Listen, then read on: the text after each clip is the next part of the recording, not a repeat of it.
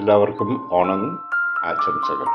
ഇന്ന് ഞാൻ കാണിക്കാൻ പോകുന്നത് മാർക്കറ്റിൽ മേടിച്ച വെണ്ടയ്ക്കയാണ്. ഇത് ഞാൻ എൻ്റെ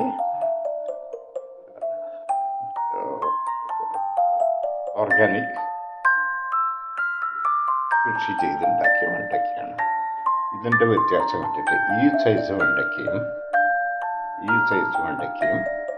ഈ കടയിൽ നിന്ന് മേടിച്ച വെണ്ടയ്ക്കയും തമ്മിലുള്ള വ്യത്യാസം കണ്ടിട്ട് ഇത് പ്യുവർ ഓർഗാനിക്കാണ്. ഇത് കടയിൽ നിന്ന് മേടിക്കുന്ന വെണ്ടയ്ക്കയാണ്.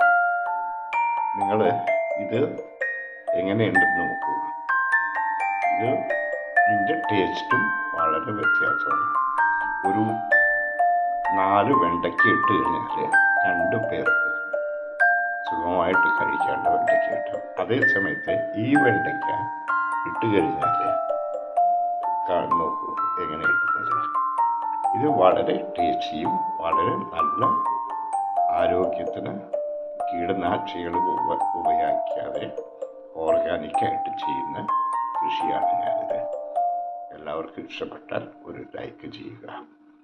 ഹാപ്പി ഓണം.